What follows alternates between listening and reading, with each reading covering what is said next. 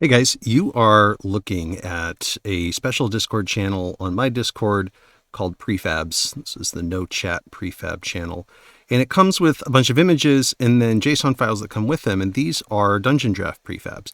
And they're made by myself and other community members. Here's a dentist chair that I made. But just really interesting stuff. Here's some stuff from Nelium, Aldalard, Scuzzlebutt, thanks for making me say that on air, did some really great stuff with prefabs. And that's what we're going to talk today about. Not necessarily about prefabs per se, although I'll show you how to use them, but we're going to talk about kitbashing. And kitbashing is one of those things. I've done tutorials on shadows, I've done tutorials on floors, but kitbashing is one of those things where it's a great skill to learn.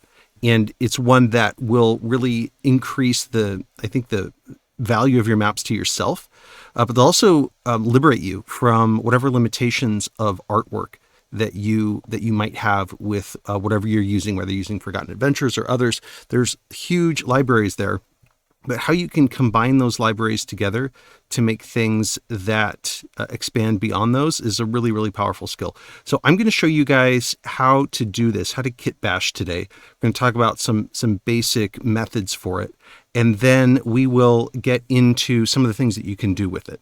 And I'm also going to show you where to get artwork to do it. So a lot of you use Forgotten Adventures, but there's other artwork that works well with Forgotten Adventures. And in fact, I've even got my own that I produce. So I'll show you some things that I produce specifically for kitbashing, and then let you guys take it from there. Okay, so we're in Dungeondraft, and I wanted to show you just one perfect example of kitbashing. This one's really simple.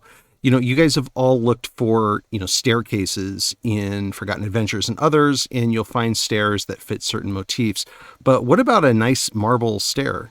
We don't really have access to those, but you can make those, right? And so what you're looking at is just part of a release coming out soon for me, but it's just components of a staircase, and it's just lines and patterns, and it's just put together in a way that then I can export this entire component as a tile, or I can create a prefab out of it. So that's just one example of how you can go beyond the limitations of whatever artwork that you've got.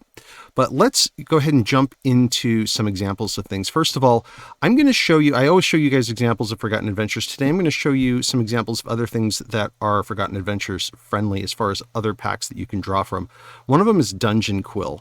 If you haven't checked out DungeonQuill, I'll show you a little bit about his library here in a second, but it's pretty massive and it's pretty awesome. I'm also going to show you some of my assets just built for kitbashing.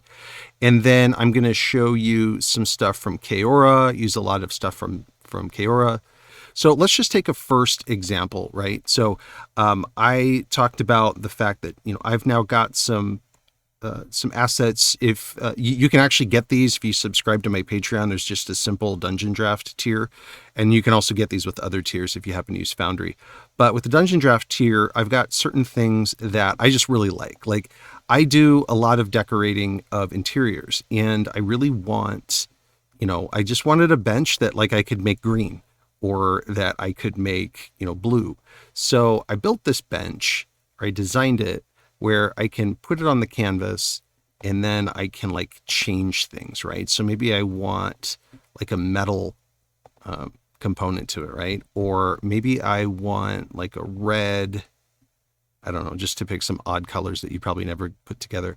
Maybe I want a red cushion. So I will put a cushion down, and then I want it back to that. So maybe I'll pick this one, matches that, right? And so now I've got a cushioned bench, right? So I needed a way to make a lot more variability in the objects that I've got deployed. So this just lets me be able to do that, right? So here's my chair, and you notice everything's colorable by design because I wanted to be able to mix and match colors and make prefabs of things that I really like. And so, for this chair, for example, maybe there's a certain color pattern that I like and I want to use them together.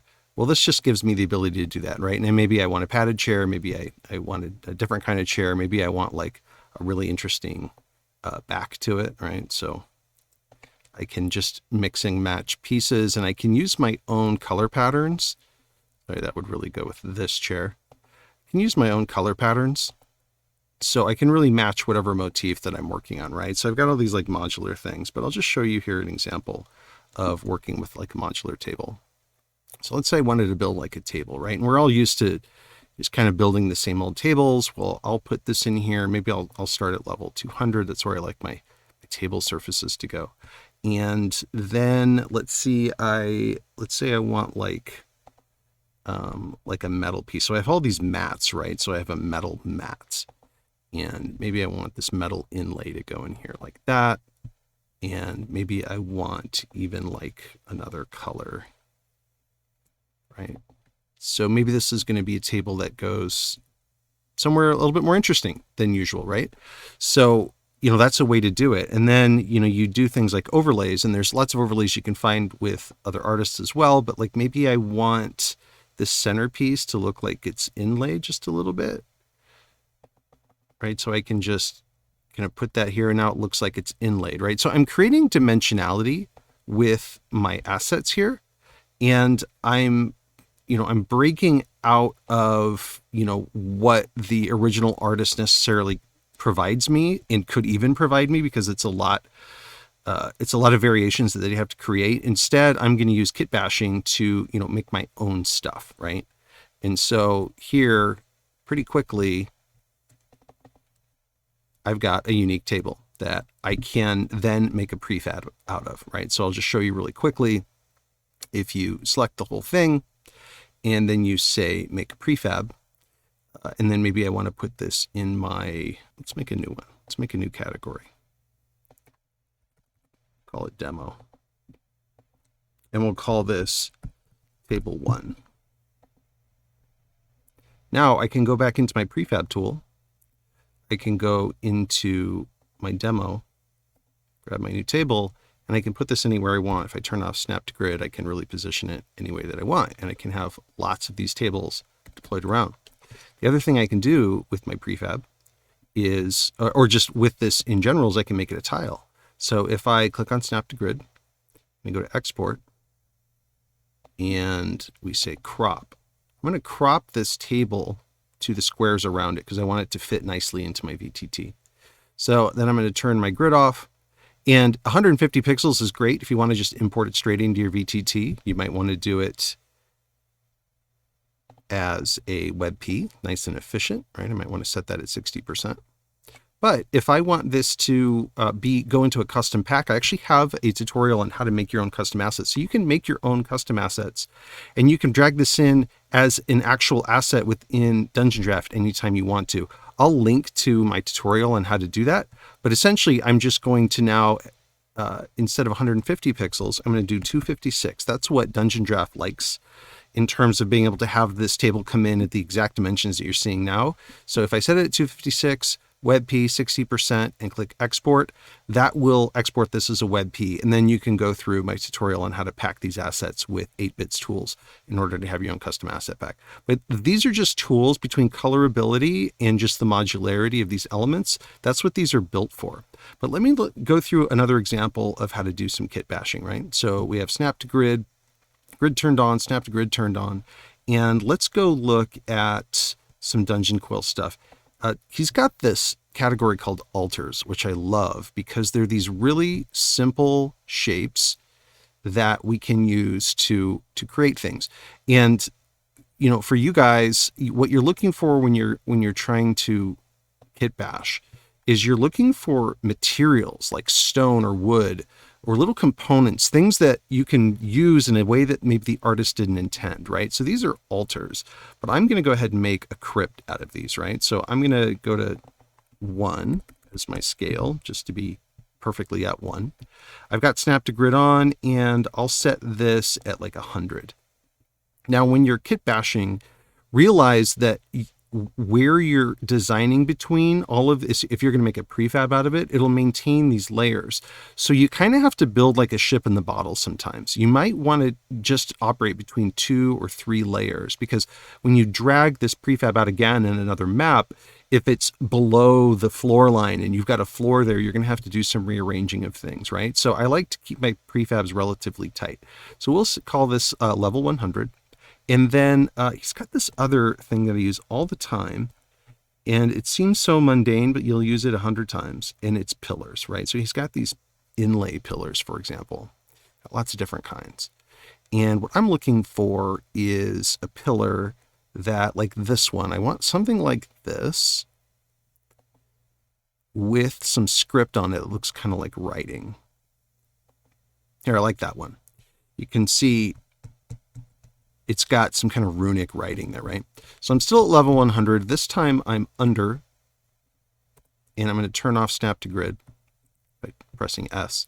And I'm going to just put this in here like that. And that gives me this nice little,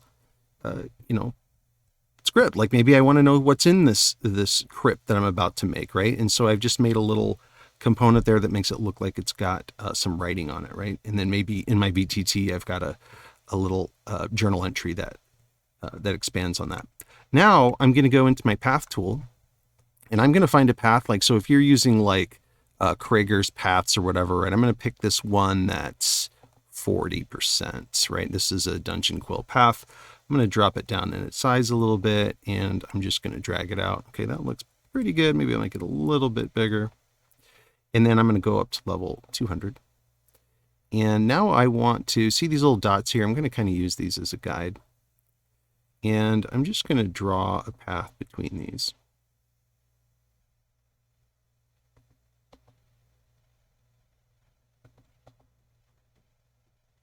Okay, so now I've got that basic piece, and then maybe I want to finish that just a little bit. So I'm going to grab this line here. Maybe make that a little bit bigger. This is just sort of an imperfect outline.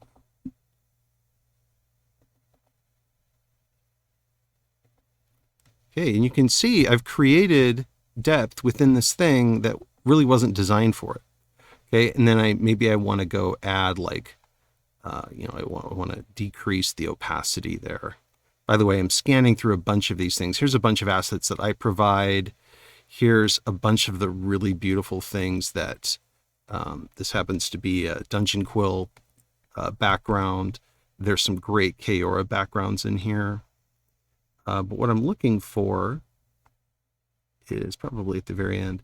Oh, some other things here. This is a bunch of Tom Kartos things that are super useful. I've got a bunch of these overlay textures, right? So I'll show you how those work in a second. But I'm going to grab this 25% shadow. I'm going to come up here to level 200. Let's zoom in, and then let's just make the bottom of this script just a little bit darker than the top. You can see now I've got a great little asset that I can throw stuff into. Maybe I want to dress it up a little bit more though. So I'll go to this overlay texture. It's a grunge texture. This is one that's in my pack. And then I'm going to drop its opacity pretty significantly. And then I'm going to draw right over top this. This is another tip. See how it gave it all this new texture and life, and it looks kind of really old, and these are things that you can just layer these things together and create some really attractive looking assets that are just pretty customized, right? Maybe I want the inside to be even a little bit more old. Maybe I want to put dirt in there. There's all kinds of things that you can do from here. But hopefully this gives you guys an idea of how these things work together. And then, you notice that this thing wasn't colorable that I used. Well, what if we wanted it to be colorable? Here's a little simple hack. Like, let's say I wanted it to be slightly, I don't know, green, maybe a grayish green color. Then I can go in here to the empty pattern. I can set its color to what I want, and then I'll drop its opacity. And I may change this here in a second, but let's drop its opacity to something like that. Now I can come in here and I can draw over, just like you saw me do before. And I can give it this green tint, right? And I can either draw another one over this side here, or I can just simply stretch this across. You can see I'm losing some of my detail when I do this, but sometimes that's okay. Sometimes I'd rather have the color than not, right? And so if I just select my patterns, let's see if I can get all these out of the way for a second. Now let's play with this pattern a little bit. Let's make it just a little bit more see-through. You can see I still get some of the color, but I get more of the detail. So you can play around with this, and it really depends on what you're creating, how much you want to use this kind of overlay trick. But I use this a lot when I'm doing things like coloring in objects that are like statues, or other things that, like, I really like the object, but it's really not the right color for what I'm going for, especially if I'm going to try to like merge something like a Tom Kartos with maybe like a Forgotten Adventures. I'm going to do that a lot. To finish this off, I might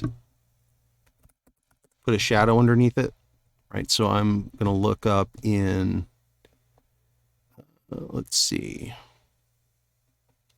let's do this, shadow. And here's a bunch of shadows from Krager's pack. Make it small, 100 under everything else. There. Now I've got a shadow under it, and this is now fully ready for me to bring into a VTT, right?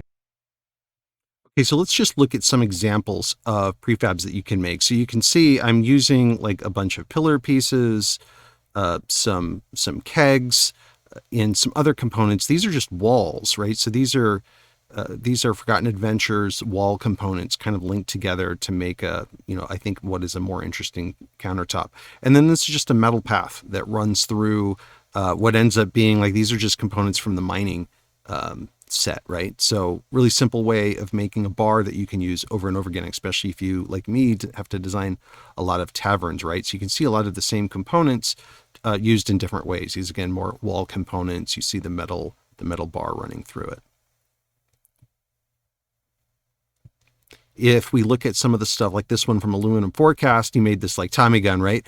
And this looks to me like Forgotten Adventures pipe components, right? So he took a bunch of the pipe components, he threw a handle in here, he used some of the mining components to use this kind of base that it's sitting on, right? But really creative uses of all this stuff. And then you might find yourself going, why isn't there a bunk bed? Well, you can just make one, right? So you can take a couple of bunk beds, stack them on top of each other, add a ladder, right? And now you've got a bunk bed.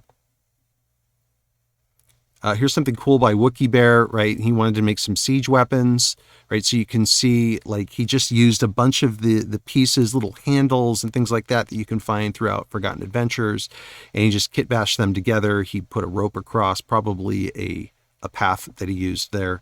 And, he's also using, like, it looks like components from some of their tools, right? So some of their hand tools, they just have great little touches, like, a handle, or, a bend of wood that you don't normally find. Some other good stuff in here.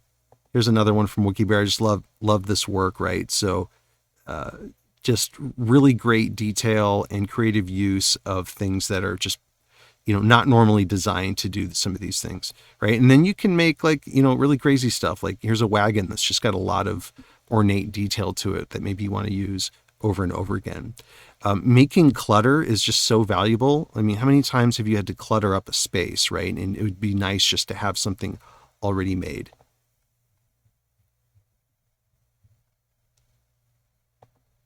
You can see these chairs. It was really, this dentist chair started by a regular chair, and then I used some of the cushions, colorable components. I added some metal pieces. So I just look for metal, or I look for rust, and I'll find a bunch of different materials that have what I need, and then I'll just imagine how they might fit together. Right, here's just this little handle, right, and now I've got this dentist chair, right? I can add a couple of blood spatters to it, and all of a sudden I've got a torture room chair. But check out this stuff from Shafto, right? How nice is it to have a bunch of components that you can just come and drop in, and that are already dressed, that you don't have to redo over and over again, right? So this is from Baileywiki, from recently from the Spelljammer release, right? How do you make something that you would mount maybe to the top of a ship?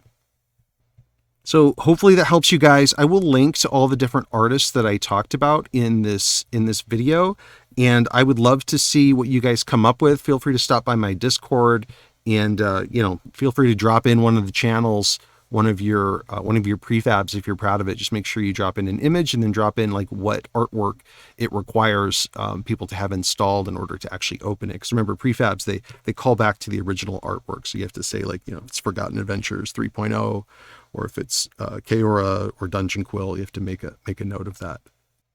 Hopefully this gave you guys some inspiration, and let me know in the comments other things that you think people should know about kit bashing in Dungeondraft. Until the next time, have fun making your maps.